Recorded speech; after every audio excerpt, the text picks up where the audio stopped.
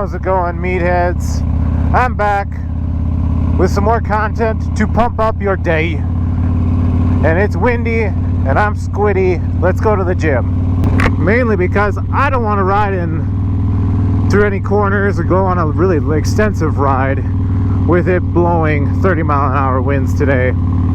So we're just going to take the bike up to the gym and get a workout in for the week. Try to play it cool as we go by the school, because there's always generally an officer making sure that nobody's speeding through the school zone. Nobody coming, hiya! I don't know how in the world you can maintain a 15-mile-an-hour speed. At least not on this bike. It's not gonna happen very easily. But, you know, I saw recently on another channel somebody talking about being their own worst critic, and you know, it does bring up a fair point, because like this person and I have also small channels. We're part-time YouTubers, I guess is what you could call it. Like, neither of us are at the point where we are monetized by any means. We are just doing this for fun, doing it for, you know, expanding our motorcycle like repertoire, I guess. Like, just kind of doing it as a documentation of like what we do on motorcycles. Sometimes it's also just putting ourselves out there, you know. That's, for me, mainly I've wanted to do motovlogging for a long time. You know, I grew up watching like Chase on Two Wheels and Motonosity and a bunch of other YouTubers do motorcycle content, and I always thought it would be awesome to do that as a way of making a living. But, you know, it's actually so much harder than I thought it was going to be, especially getting the traction to growing your channel. Like, it took me a long time to breach 100 subscribers on this channel, and you know, I'm now approaching 300. I'm at 262 the last time I checked, and we're slowly growing. I usually gain about a couple subscribers per video, which is awesome to see nonetheless. But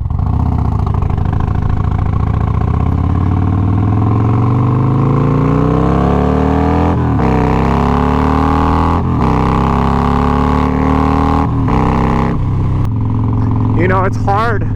I have a lot of things going against me as far as like a fast-growing YouTube channel. You know, for one, I'm a guy, you know, and this platform of YouTube is predominated by men, so like getting other men interested in watching a motorcycle channel while being a guy kind of puts you at a disadvantage compared to, let's say, other channels of different genders.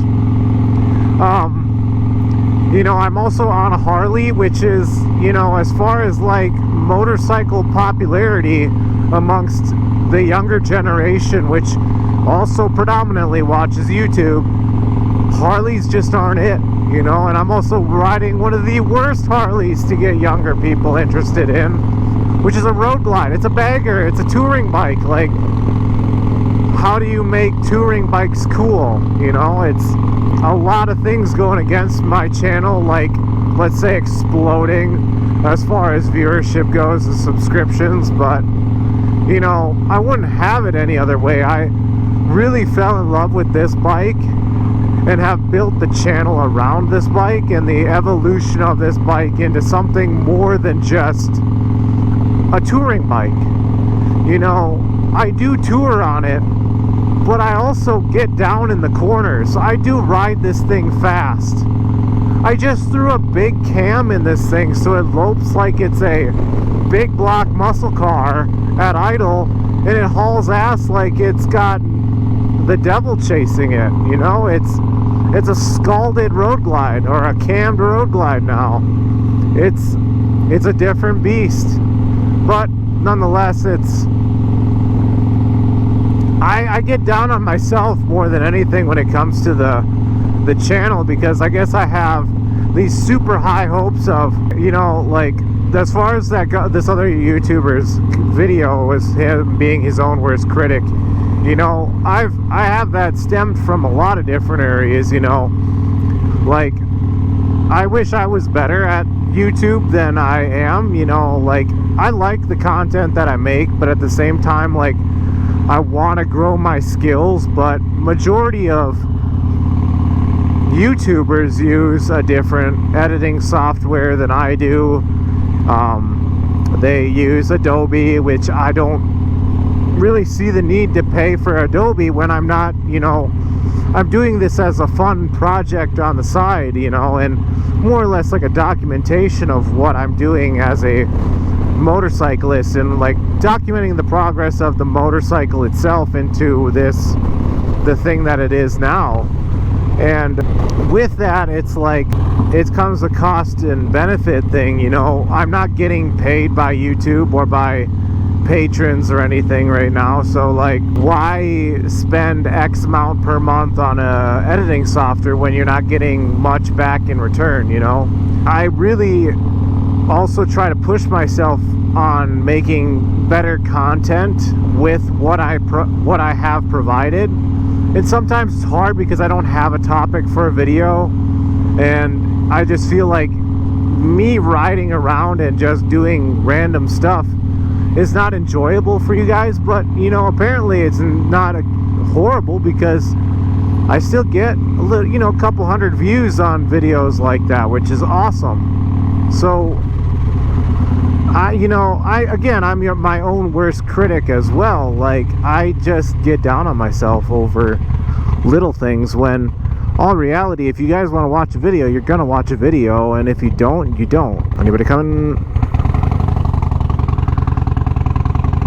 My critiques of myself extend more than just motovlogging. It extends into my professional career and into my weightlifting and stuff too, like, and my, I guess, physique, fitness and all that. Like, I feel like I'm better than where I should be, better than where I am, but at the same time, like, based on the law of averages, I'm better than most people my age, and, you know, so on and so forth. And it's always like, well, you can't be too hard on yourself if you're above average in these areas. You know, it's hard to not get down on yourself every so often. Well, I'll pick up this video after I'm done with the gym.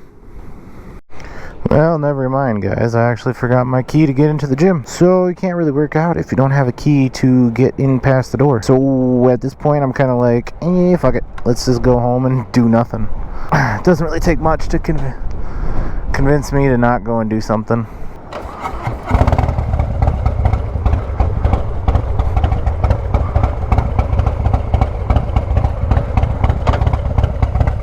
Well, anyways, I was talking about the whole being your own worst critic, and, you know, the thing is that if you let your own critiques of yourself and your own, I guess, negative thoughts about yourself and your abilities get to you, well, then you'll never do anything.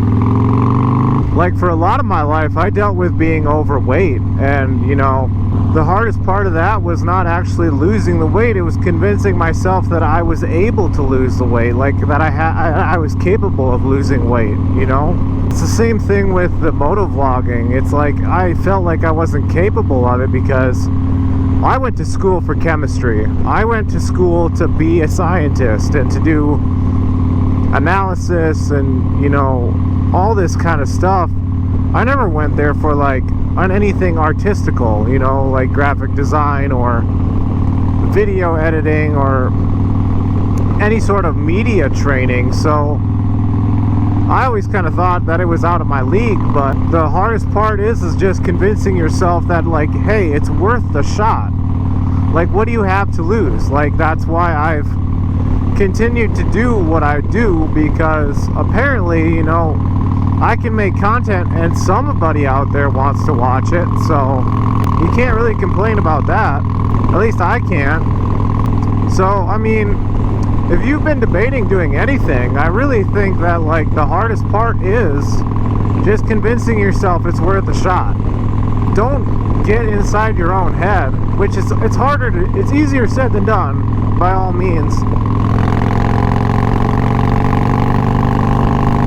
You can do it. You can get it done. You can start your YouTube channel doing whatever it is you want. You can start working out and losing weight. You can start learning to ride a motorcycle. You can do anything that you set your mind to. And you know what? Somebody out there will support you, or sometimes you just got to do it yourself. Because you got to learn to support yourself as well.